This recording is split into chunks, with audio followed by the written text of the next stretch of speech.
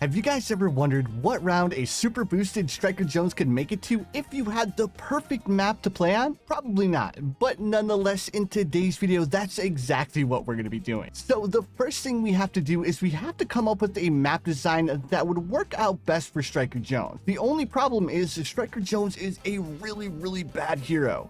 But nonetheless, I'm going to come up with a really cool map design, and then once I have the map set up, I'll bring you guys back. Alright guys, so I think this should about do it. So my whole goal here was to create kind of a war scene. So we have a bunker over here made with a bunch of tires and a bunch of other nonsense. I had a couple of things around the bunker here. So hopefully this ends up looking pretty good. So we'll end up placing our Striker Jones right here. And then I know this space doesn't have as much room as some of our other maps, but I thought this would be a really cool scenery, especially since Striker Jones is one of those heroes that has an army vibe, right? So now that we have our map set up, the next thing we have to do is of course play and test our map, and then we have to publish it. Hey guys, and there we have it. We have officially beaten our map. So if you guys would like to play this map for yourself, here is the code right here. And I also ended up calling this map Warfront. So I was going to call it something like Striker Jones's Warfront, but I figured Warfront would be perfectly fine. So let's go ahead and jump into a game to see what round Striker Jones can make it to. Now, out of all of the heroes in Bloons TD6, Striker Jones is definitely the hero that I have the least hope for, because I think that Striker Jones is going to end up losing probably before round 100, if I'm being completely honest, because he's just such a bad hero if he's by himself. He is a great support hero for the bomb shooters and the mortar monkey, but when it comes to everything else, he's just super bad, right? But of course, nonetheless, we still need to try our hardest to see what round we can actually make our Striker Jones make it to. So if I'm not mistaken, Striker Jones is going to be one of those heroes that we're going to have to get a MIB with really soon. That way he can pop black balloons, if I'm not mistaken, of course. So of course we are going to be taking this extremely seriously, so we need to go ahead and farm up as much money as we can before we start seeing black balloons. Now, in order to make sure that Striker Jones has the most chance to make it to a super high round, hopefully we can buy ourselves an MIB before we get black balloons. But if we can't, guys, I may need to grab myself a couple of cash drops in order to buy an MIB for our Striker Jones. Now that really won't change too much because I believe right now if we sold all of our farms, we'd be halfway to buying an MIB. It's just that would end up sacrificing a lot of money, and it would take us a little bit longer to actually super boost our Striker Jones. Now, this isn't a series where we go through and we just try to see how far a hero can make it naturally. We just want to see how far a super boosted hero could make it to, right? So I'm going to go ahead and get a bunch of farming done, and then after we get a bunch of farms placed down, I'm going to start going for an MIB. Probably on round 15 is probably a good round to start saving up for one. I don't know if that's too late, but we'll go ahead and try it nonetheless. Now, while I'm placing down all these farms, I do have a question for you guys. Is there anybody out there who actually enjoys using Striker Jones? I know for me personally, I like using Oben or Sada or Quincy, but is there anybody out there who actually prefers using Striker Jones out of all of the heroes in Bloons TD6? There can't be, right? Because I mean, he's just such a bad hero. Look at these regen balloons, dude. He's struggling so hard against regen balloons. This is so bad. We're popping them slowly but surely, but this is so annoying. Every time I pop a couple of them, they all regen. He can barely pop them. The only way that I can actually pop them is if I activate his level 3 ability. I've been on round 17 for such a long time. That's so ridiculous. So I think this should be enough farms for now. Let's go ahead and start saving up for our MIB. Oh, apparently Striker Jones can pop black balloons. I honestly didn't know that he could pop black balloons. Is that something that's changed? Or does he oh, level 5, he makes it so he can pop all of the black balloons? That really doesn't make too much sense at all, because I mean, before we even get a black balloon on the screen, we can afford to buy our Striker Jones on round 1. And even if you're playing on a little bit of a longer map, it doesn't make too much sense to buy your Striker Jones late, right? Well, then again, if you are playing chimps mode or something like that, I guess it kind of makes sense to buy your Striker Jones late, but it doesn't make too much sense, right? And judging by how much experience our Striker Jones had before we saw the first black balloon, even if you ended up buying your Striker Jones 3 or 4 rounds late, you would still be able to reach level 5 before you got your first black balloons. That's just so weird in my opinion. Well, we will end up, oh dude, this is another thing we're gonna have to do. We're gonna have to grab ourselves a village. We're gonna have to grab a grow blocker on these villages. That way we don't cause a regen farm. So this is gonna cost us quite a bit of money, but I've done this with some of the other heroes, and this works out so well for us because these regen farms, especially with the heroes who don't have like a lot of burst damage, if we have this regen farm, it's going to allow us to deal with regen balloons in a much shorter amount of time, right? Well, now that we don't need to worry about regen farms, we can get back to our farming. So what I'm going to do is I'm probably going to upgrade all of these farms up to banana plantations, and I'll probably end up grabbing myself a couple more farms because this amount of farms really isn't too many. I probably should have bought a bunch more instead of like worrying about the MIB, but nonetheless, the radar scanner did come in clutch. Now, I've been talking a lot of smack about our Striker Jones, but watch, like Striker Jones is going to end up doing better than all of our heroes, and he's going to end up like taking second place away from Etienne. I don't think he'll take second place away from Etienne because we did have a true sun god for our Etienne, but I still feel like I may be underestimating Striker Jones a little bit. So right now, in last place is Corvus on round 130. So I'd be really surprised if our Striker Jones could make it to a higher round than our Corvus. At least that should be the case because in my opinion, I think Corvus is a much better hero than Striker Jones. But then again, I did talk some smack about some of the other heroes, and they ended up doing a lot better than I thought. Like a hero that did a lot better than I thought it would definitely be Quincy, because I originally didn't think that Quincy would make it past like round 140, but he ended up making it all the way up until round 188, which is absolutely insane. So I'm really interested to see like what round a super boosted Striker Jones is going to be able to make it to. So please feel free to let me know in the comments below, what round do you guys think our Striker Jones is going to be able to make it to? Like, do you guys think he's going to end up like doing really bad and he's only going to make it up until like round 130 at the latest?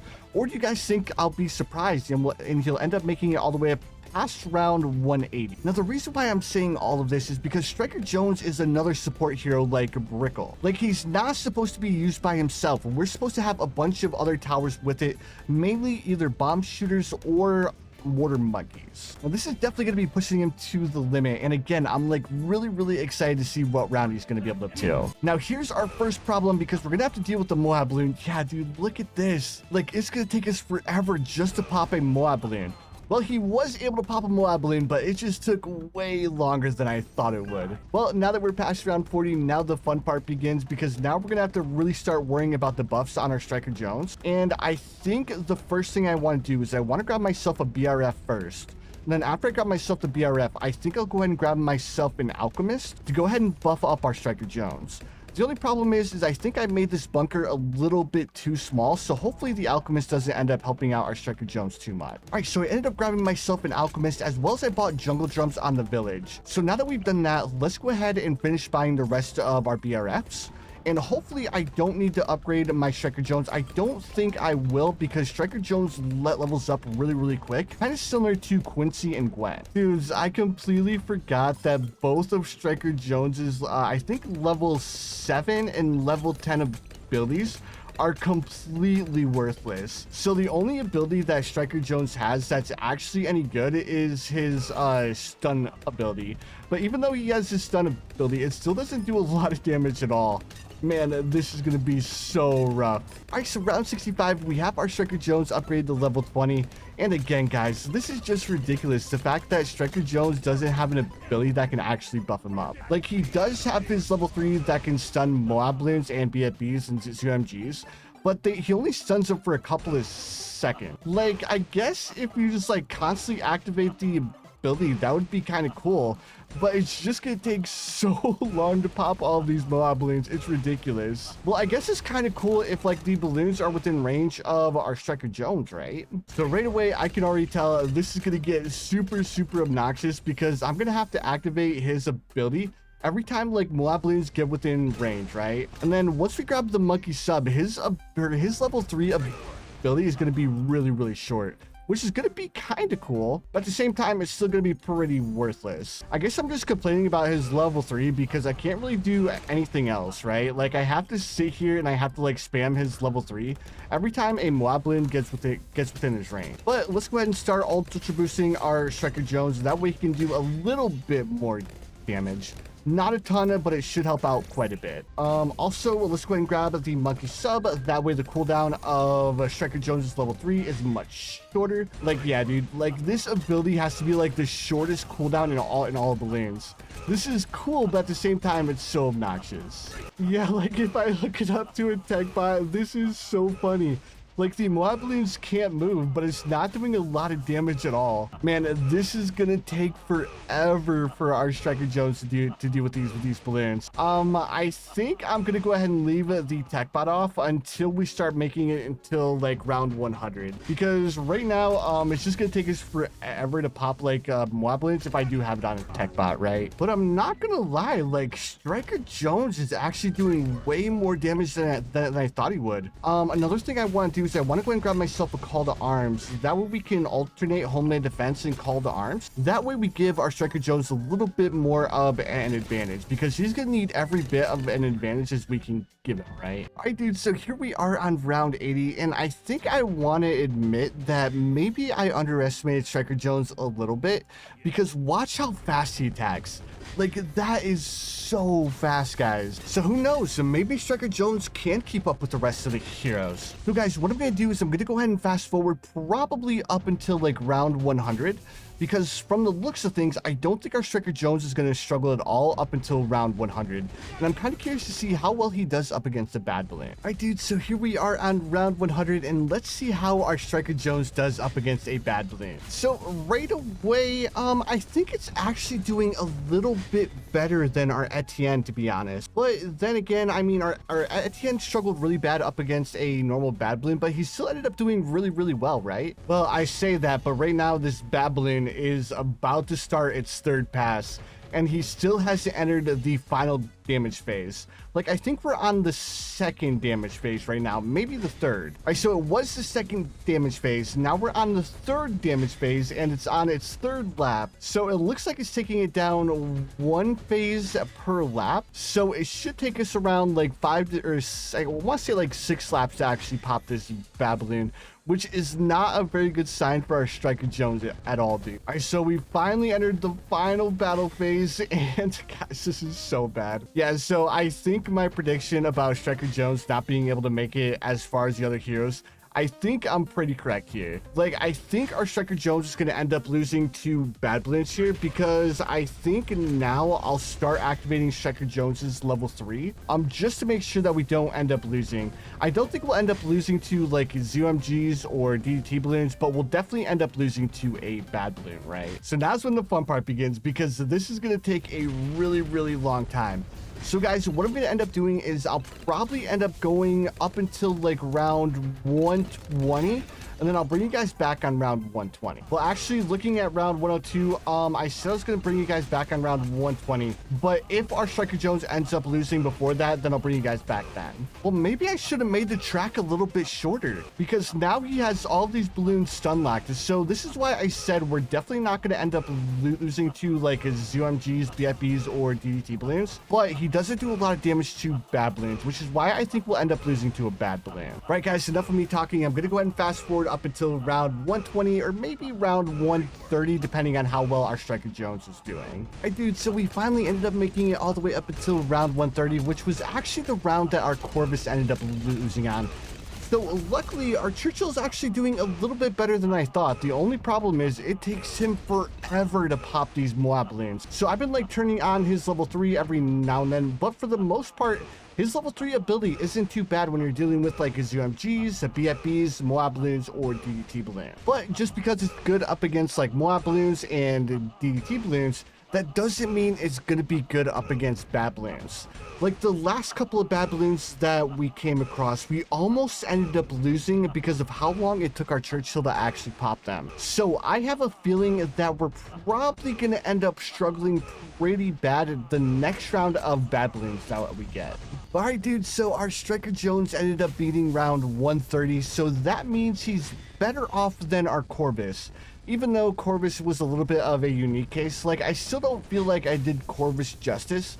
Like I think we could have made it to a little bit of a higher round, but unfortunately with Corvus, like trying to maximize all of his spells is just a little bit too difficult, right? So guys, I'm gonna go ahead and fast forward probably up to the point where we end up losing, and I'll see you guys as soon as we lose. I guess this is one of the good things about Striker Jones is that he can stun lock pretty much an infinite amount of balloons.